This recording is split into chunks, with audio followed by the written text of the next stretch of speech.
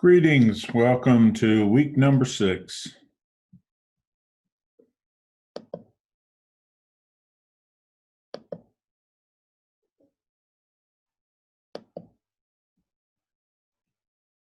Pulling the screen up here. Okay. You're doing a good job communicating, and keep that up. Continue the good work. Fee and Stewart, and this is Stewart's chapter, in chapter 11. Let me see if I can move myself out of the way so you will not be distracted by that.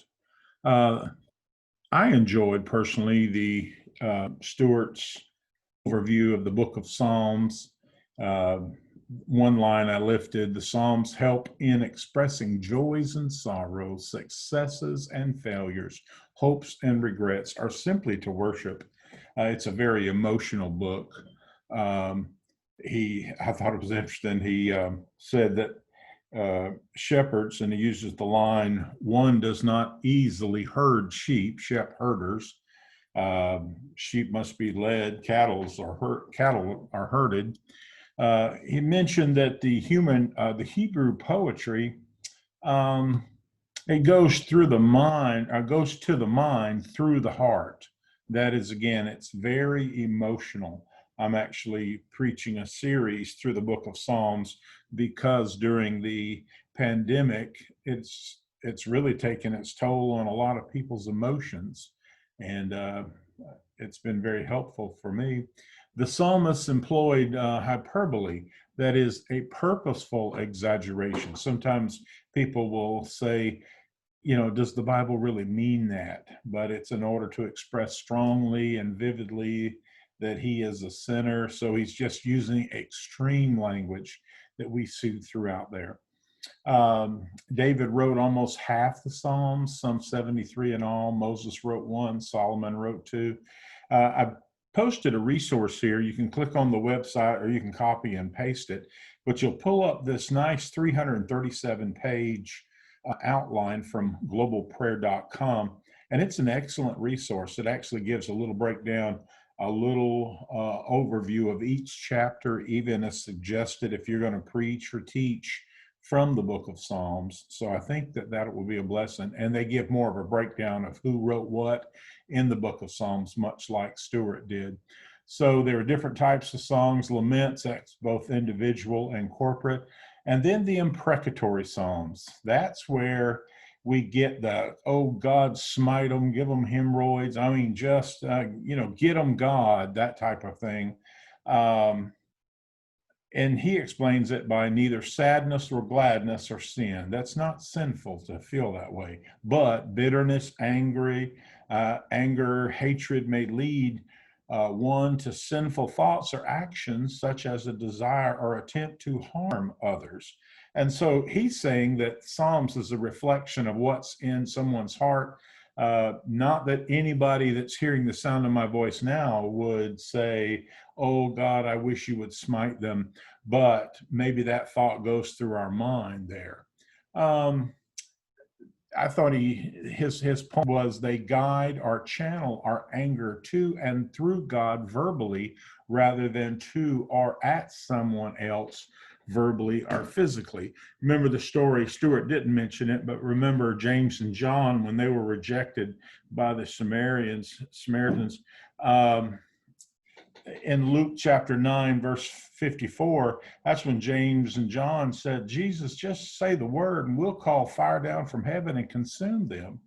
And then Jesus turned and he said, you don't know what manner of spirit you're in. Or one version, the Evangelical Heritage version, he says, you don't know what kind of spirit is influencing you. Because Jesus came not to destroy, but he came to save them, give them life. So it's talking about Psalms reflects attitudes, and then we have to stay focused on our actions. I thought it was kind of rough. I don't know if you're familiar, because it's made reference a few times in the book, but in Psalms 137, remember those Edomites, how that they wrecked it and smashed it to bits. And he actually says, yes, a reward is given to those who will grab the babies and smash their heads on the rocks. It's this idea of, we'll see it in scripture, like Psalms 139:22. I hate them with a perfect hatred. But then he goes on to say, the very next verses, search me, O God, know my heart, know my thoughts, see if there be any wicked way in me, and lead me in the everlasting way.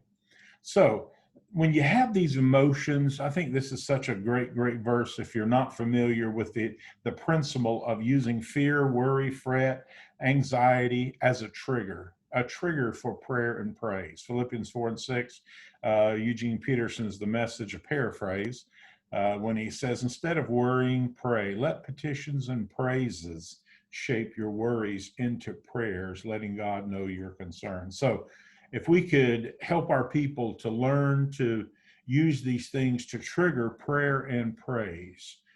Philemon, in his, we're on chapter 6. Are we people of the book or people of the spirit? Well, the triadactic combination we've seen throughout the book is the word, the Bible, the spirit, and the community, the church.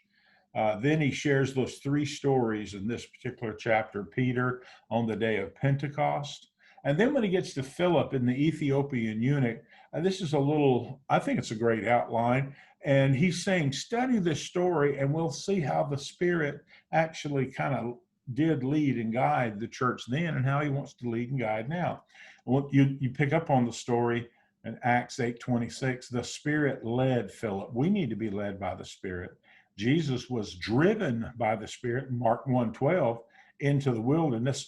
Luke and Matthew say he was led, but Mark used the word ekbalo. It's the same word that's used to cast the devil out of someone. Jesus was actually cast into the wilderness by the Spirit. Philip was available. Some people can't be used because they're just not available. The Spirit spoke to him and he got up and he went. I like the master preacher teacher Jesus's line of, would you light a candle and put it under a bushel or under a bed? A bushel represents busyness. You're just too busy. I know of people that work night and day and they're just too busy. Or would you light a candle and put it under a bed, which represents laziness? I know I should, but I just don't want to. So some people just are not available. And then for Philip, he saw an open door when he went up to the Ethiopian eunuch. He saw he was reading in the book of Isaiah. And so he saw opportunities. Sometimes we miss those open doors. And then he continued being led by the Spirit. The Spirit said, go. And verse 30 of Acts chapter 8, Philip obeyed. He not only went, he ran as he went. And then notice he had a fresh opening or a method prepared. He asked him, he said, do you understand what you're reading? And we looked at that idea in the very first video, as far as the text did not have vowels. It did not have spacing, no punctuation marks. It was just all grouped together. So you would have to have somebody to help you understand. And then notice the tact that he used when he was invited to come closer. When the Ethiopian eunuch said, come up here and show me, help me. And he was invited to come in. I call this Jesus' odd style of ministry because all of these are odd numbers. In Luke 10, when Jesus is going to send the multitude out, verse 5, he blessed them. Verse 7, he fellowshiped with them. Verse 9, he met their needs, he healed them. And then verse 9 said he gave them the gospel. And then he preached Jesus. We see that in Acts 8. And then though it was brief, we see signs of follow-up. There was baptism. And then Philip continued being led of the Lord. He was caught up by the Spirit. And so that's just a good model for us to keep in mind. Then we see the council at Jerusalem, and then Paul and Barnabas. The argument there was you had to become a Jew before becoming a Christian. Of course, Paul and Barnabas is saying, no, that's not the way it is. Okay, again, you're doing a good job communicating. Keep that up. If you have any questions, please feel free to let me hear from you, and let me know how I can pray for you as well.